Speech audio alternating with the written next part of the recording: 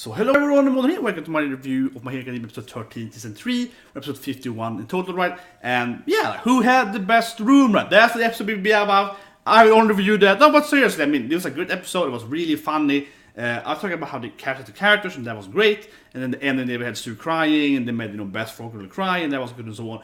But otherwise, like, I think this review here is going to be mainly me just talking about the rooms I like, right? Because okay, the first thing the episode does, though, which is great, is that it's kind of characterize the characters, right? It really is like, okay, here's one character, and they kind of quickly go through almost all of the characters, right? In their class, though. Class B is somewhere else, yeah. But in Class A, they all get like a very quick characterization, and you can emphasize to the personality and so on, like because they care about these things. Ashido-san is into it, Hiro is kind of like, no, I don't want to show my room. Kirishima is like, man! Yeah, like, that's great. So they really get the kind of quirkiness, we get the personality. So in that sense, actually, it's a very good episode because it really does characterize all the characters so quickly, right? So let's talk about the different rooms then, because they kind of, do show the character.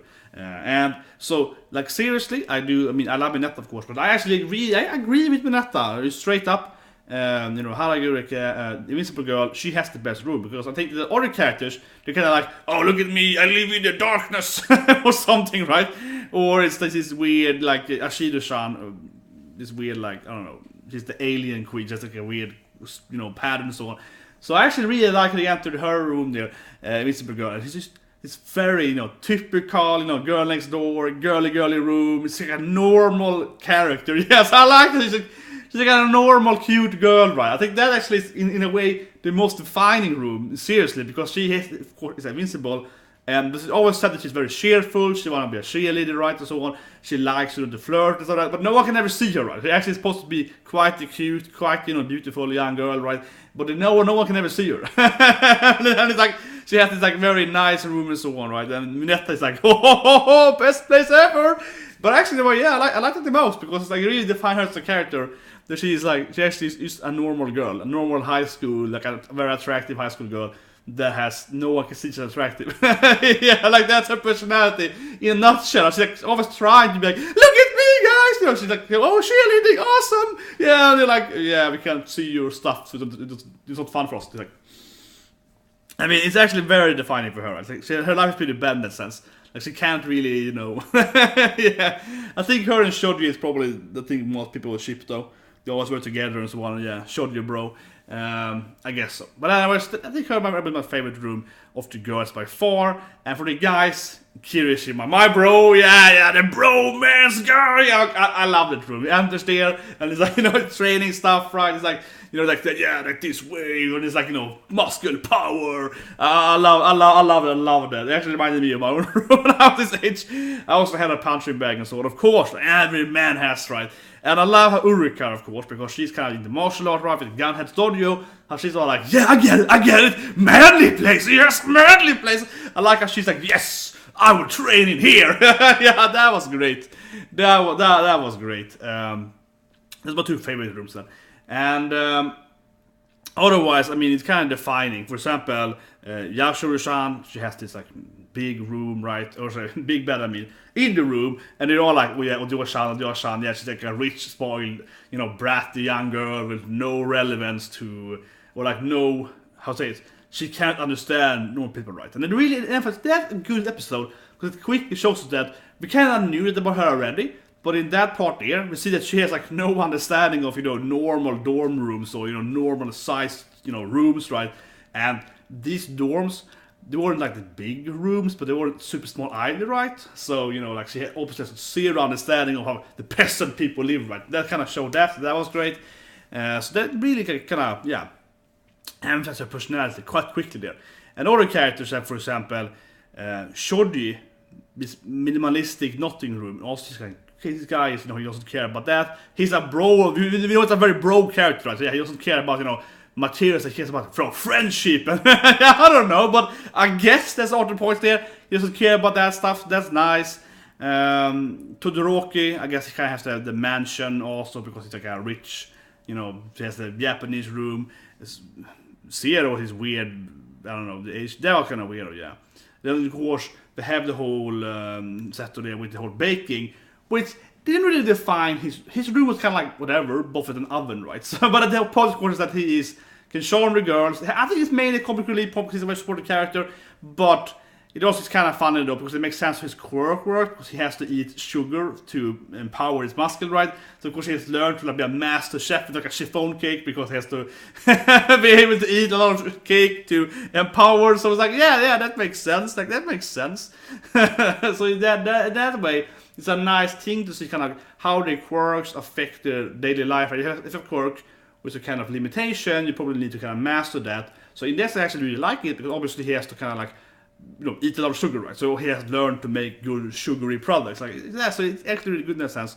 And then there's some random, like navalist, or he lives in Sparkle's town or something. Like of course, like yeah, those rooms are like a good one-side jokes, but they don't really tell us much about the character because like we already know, and it's good though how the girls kind of fought wall. They were like, yeah, like whatever, let's go up here. Yeah, like well, it's what I expected. Like yeah, and the next Mineta's room.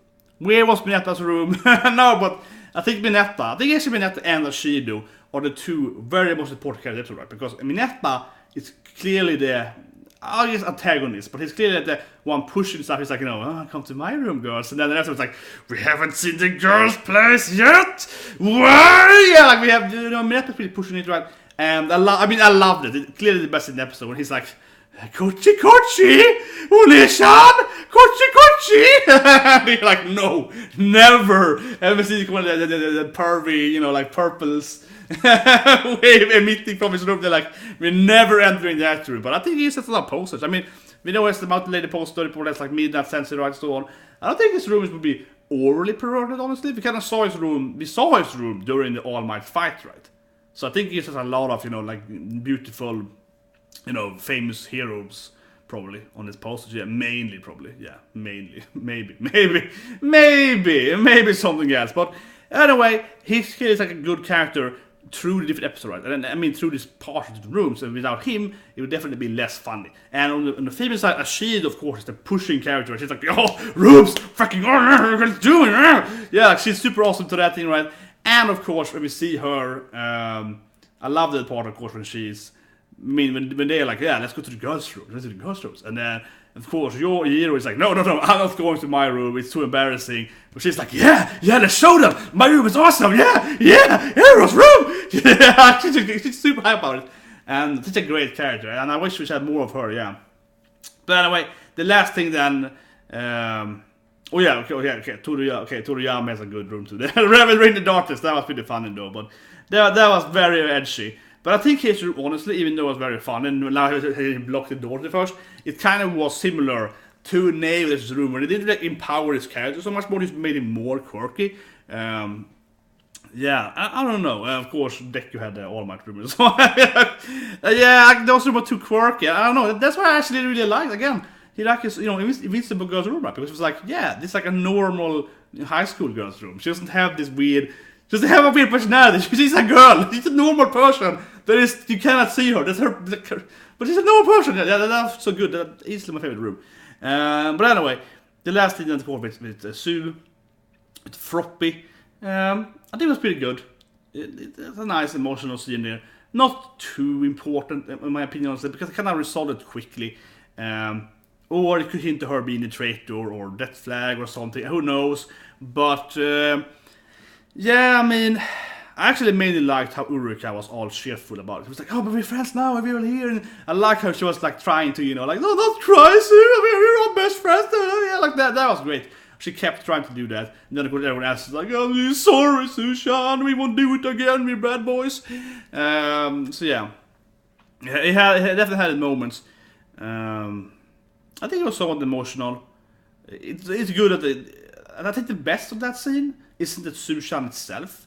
It's more like the characters, these different characters in the room, or in the classroom, in the class has different personalities, and like the action of Deku and these guys kind of affected her. I think that's good though. It kind of makes the anime more alive, right? Because you kind of see that, well, we did this thing that affects our friend over here. I think that's great with that scene primarily, because otherwise it felt like it got resolved just in that scene alone. Like it resolved it in 1 minute. They were like, oh, I'm sad because you guys broke the rules. I'm a law follower.